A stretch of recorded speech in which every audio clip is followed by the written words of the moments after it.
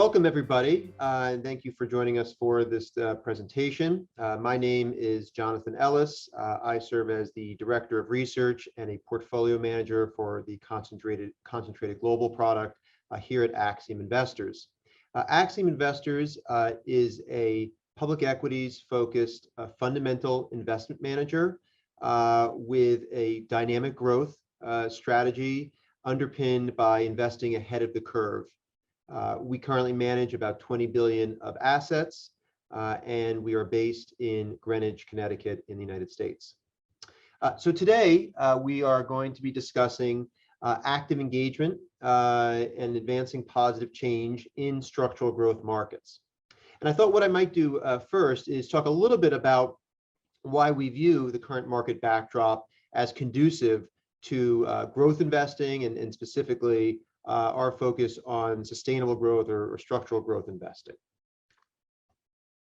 So with the framework that we use, which we define as the 4 Ds, demographics, debt, deglobalization, and disruption, we believe underpin the notion that growth increasingly is becoming scarce and hard to identify and find in public markets, and that ultimately the companies that sustain growth in excess of economic expansion will continue to outperform other market participants.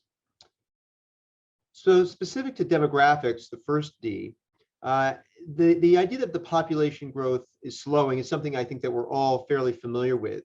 But what I think is worth noting is that when you look at the demographic trends both in emerging and developed markets, by the time we reach the year 2050, with the exception of Africa, every other region of the world will have between 25 and 30% of the population age 65 or older. So to be clear, our view is that the demographic issues are not specific to Western or developed markets, but also pervade many emerging markets over the course of the next few decades. Debt, or the second D, is also a concern from a growth standpoint, because you can see here on this left-hand chart, the debt to GDP of many developed countries is now approaching levels that we saw in World War II. And our view is that because of the heavy debt loads that exist, it does create an incentive structure for central banks to manage interest rate policy with an eye towards keeping rates low enough in order to ensure that that significant debt load can be properly managed by those countries. The third D is deglobalization. And obviously there's been a lot of attention given to the trade disputes and geopolitical conflicts between the United States and China. But I think it is worth noting that deglobalization does tend to come in waves or cycles. And one thing that you can see here is back in the early 1900s and extended really for 45 years until the end of World War II was a period of significant deglobalization or reduction in global trade. And so when you look at where we are today in that sort of historical context, what you'll note is that we're basically 12 years into a period of deglobalization. But if you compare that to the last period of deglobalization, which as I said lasted about 40 years, arguably, there's still many years to come where we may be facing global trade frictions and the impact that that can have on global growth prospects. And then finally, disruption. And I realize this is a bit of a hard chart to parse, but what it's intended to illustrate is how the adoption rate for new technologies has really accelerated over the course of time. So one example that we like to use is the landline, the phone line, which many people today actually don't even have anymore. But the adoption rate for the landline to reach 60% of the total population in developed countries took about 50 years. So a 60% penetration rate was achieved over a 50-year time frame. In contrast, the internet reached a 60% penetration rate in developed markets in 15 years. So it just speaks to the acceleration that we've seen, and even subsequent to the internet, we've seen the adoption of technologies such as tablet computers at an even more rapid pace. And so we believe that this rate of disruption will persist, and as a result, will have a pronounced and persistent impact on the ability for companies to grow. So now that we've outlined the 4Ds, I wanted to spend just a couple minutes talking about how we believe that impacts the opportunity to invest in public markets for growth versus value-oriented companies. So because of these 4Ds, we believe that growth will continue to slow over time. And we've seen evidence of that, both from a global standpoint, which you can see here, the rate of revenue growth for companies in the US, for Europe, and then globally has steadily declined since the early 90s. And on the right side, this is showing the number of companies that are growing revenue more than 15%. And in the US, that has declined precipitously from about half of all large companies in the US to less than 15% now over the course of the last 20 years. And so that decline in the number of companies that are growing at 15% or above is correlated with, as you can see here, the decline in treasury yields. And we think this will continue. The number of companies that can grow at that pace will continue to narrow. And as a result, we think treasury yields will also continue to show a downward trend. But I think what's also important to understand beyond just the scarcity of that top line growth is that the companies that achieve higher growth are also, in most cases, achieving higher returns or profitability and have more attractive balance sheets. So this is an example comparing companies in the Russell 1000 index for growth versus value, and just looking at the longer term EPS growth rate for the growth index of 15%, which is 2.5 times the earnings growth rate for companies within the value index. But look at the comparison on return on equity, which also shows about a 2.5x difference between the ROE for growth companies versus value companies. And the difference from a leverage or net debt to EBITDA standpoint is even more pronounced, with value companies carrying leverage levels of close to 3 times versus less than 1 times for growth companies. So again, we believe that it's not just about the company's ability to actually grow in excess of the market, but generally their ability to then retain better returns and more attractive balance sheet characteristics as well. And so what this means is that companies that have outperformed from a growth standpoint and ultimately from a returns standpoint as well are really just tracking that progression or evolution of relative return to profitability for growth versus value companies over time. And what I mean by that is if you look at the return on equity, this is this gray line, and the difference between growth versus value companies, you can see that the gap has widened over the course of the last 15 years, which is to say that the return on equity for growth companies is increasingly higher than the return on equity for value companies. And what you can see in the green line is the relative price to book value. So the point being is that the price to book multiple for growth companies has continued to improve relative to value companies, but it's really just tracing the improvement in returns. You know, in contrast, back in the early 2000s during the technology bubble, you can see the disparity where profitability or price to book value was much higher for growth companies, but you hadn't really seen any kind of improvement in profitability for those growth companies.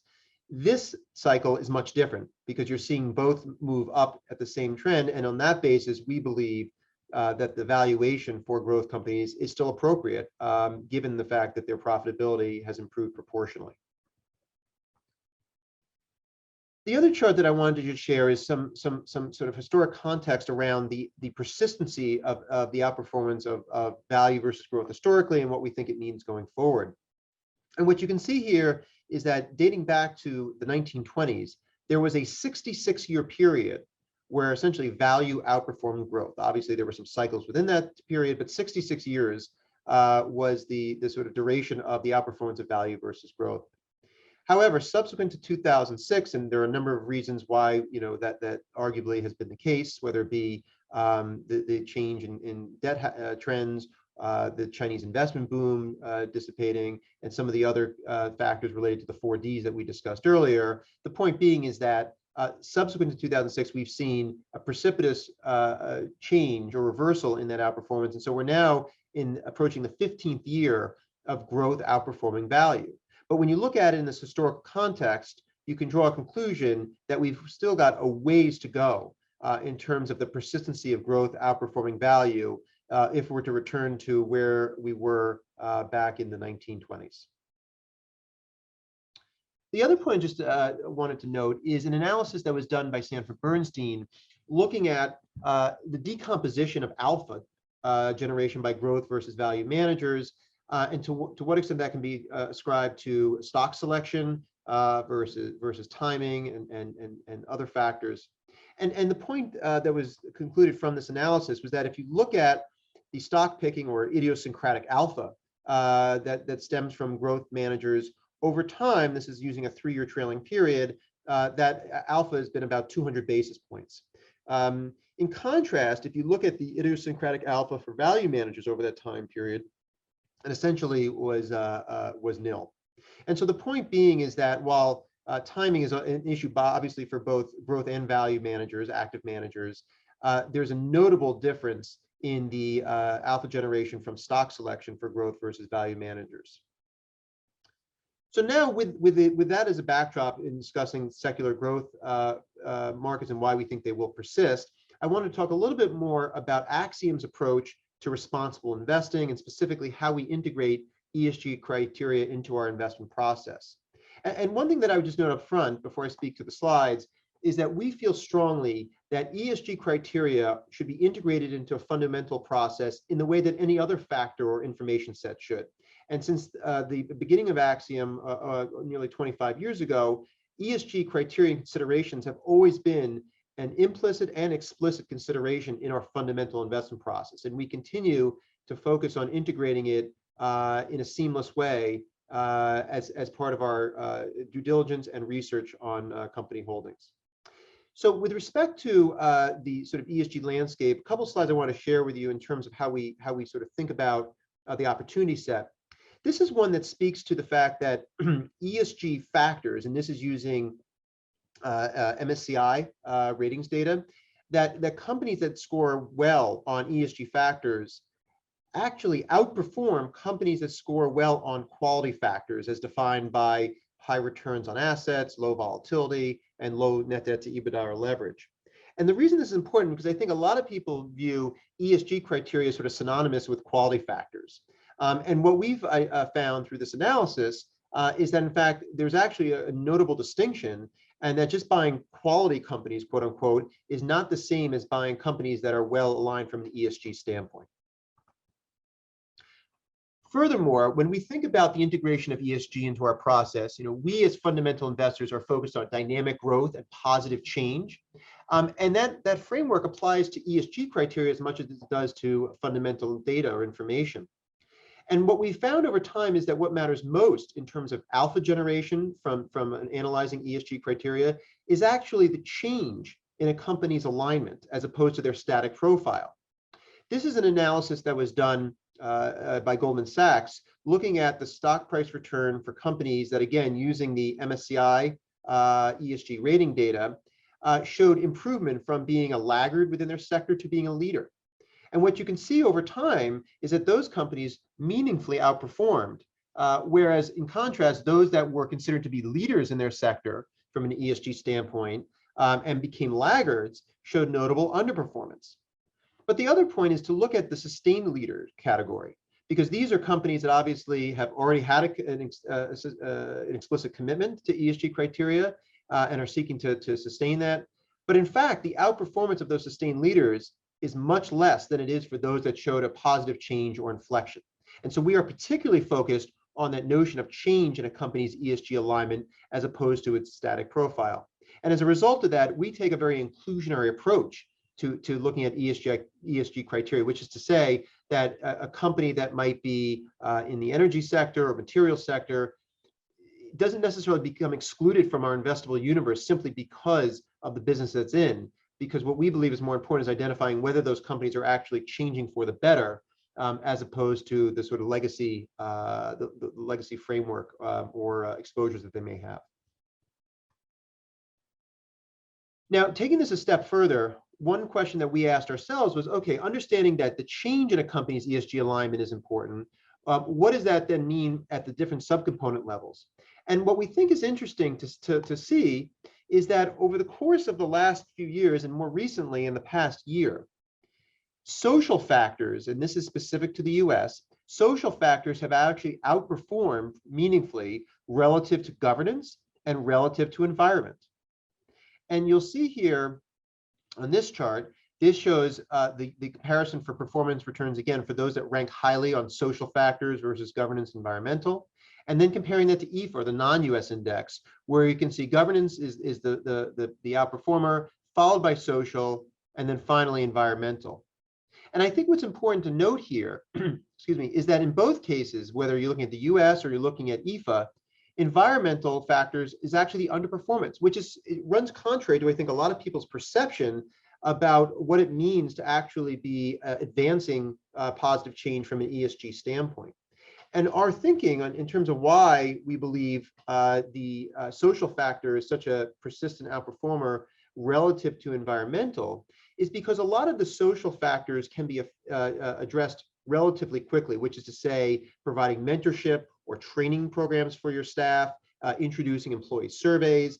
These are all initiatives that can be implemented in relatively short order. In contrast, when we think about environmental factors such as reaching carbon neutrality, many companies will speak to a target of 2040 or 2050. And in the public equity market context, it's very difficult to discount that back to a present value. And so what we found is that where the companies are advancing positive change, particularly from a social and to some extent from a governance standpoint, has been much more important than environmental initiatives that the companies may be putting forth. Now, I would emphasize that we also focus on environmental initiatives as well. So it's not to say that at Axiom we ignore those factors. We track the carbon footprint of the companies very closely and look for any signs of change, either for the better or the worse in that regard. But again, we believe that social factors matter more than others. The other point I would make, and this relates to our approach to looking at structural growth companies, is that many of those companies are asset light. And so when you think about the most important asset that those companies have, it's their people. And so if you're affecting positive change from a social standpoint in an asset-like company where your people matter the most in terms of corporate and organizational success, it makes sense that those companies that are actually succeeding from a social standpoint will also more likely improve their performance from a financial standpoint and their positioning in terms of their structural growth characteristics. So in terms of Axiom's approach to ESG alignment and the integration, we really take an immersive and proactive approach to implementing this into our process. And I'll highlight here 5 areas where we really focus on the integration of ESG. The first is engagement with companies. And this is something that a lot of asset managers talk about. But I think the angle that we take that arguably is a bit differentiated is that we really focus on that notion of change. So is a company's alignment changing over time? And then secondly, where do we think that we can have the most opportunity for change? And as we just talked about, we think those social categories or social components are potentially the most impactful over a reasonable time horizon. And so we tend to focus a lot on those social factors when engaging with companies. And furthermore, what we have found is that in many cases, when those companies are actually advancing positive change from a social context, that many of the third-party evaluators, such as MSCI or Sustainalytics, are not always identifying those changes. And so where we see disconnects between the third-party perception of what a company is doing and then the actual initiatives that they have in place, we engage with the companies to ensure that they're communicating in a public forum those initiatives so that they get quote unquote full credit for their efforts and the market starts to realize what they're actually doing to advance positive change within an ESG context. So the first area of focus for us is engagement, and that's obviously very important. The second is how we integrate ESG factors into our proprietary ratings framework. And I would just say here that we think about ESG both from a risk and a return standpoint. So it's not just a risk criteria for us, but it's also a return criteria. As we talked about earlier, the idea that positive change can yield alpha. And so that's embedded in our proprietary ratings framework. The third area is then the monitoring of data points. So we have a proprietary database called Axiom, where we track information on all companies that we own across our strategies. And over the course of the year, we input on average 5,000 data points that relate to ESG information. 5,000 data points in our proprietary Axor database each year to track how companies are evolving in terms of their ESG alignment. And then the fourth area I want to highlight is our proxy voting. So we evaluate every single proxy and determine where we believe that we should be voting in a way that's consistent with appropriate ESG criteria. And on average, about 10% of ballot items, we end up voting against management because we believe that that's in the best interest of ESG alignment. And then the fifth area, the final area, is what we're doing internally at Axiom. So we have an ESG committee, and we think about the implementation of initiatives from an organizational standpoint within Axiom, in terms of community service, in terms of developing human capital. And so we also seek to implement the same best practices internally that we advocate for with our portfolio companies. And I would just summarize at the end here by saying we've had a number of successful engagements with companies, and we've continued to focus on, again, social factors as well as environmental and governance factors. And over the course of the year, we have successfully completed 150 engagements with companies, and we continue to work with them closely to identify opportunities for positive change. So in summary, Axiom Investors is a dynamic growth investor identifying opportunities for positive change. And ultimately, through the integration of ESG criteria, we believe that we can continue to invest ahead of the curve and generate persistent alpha for our clients. Thank you for your time.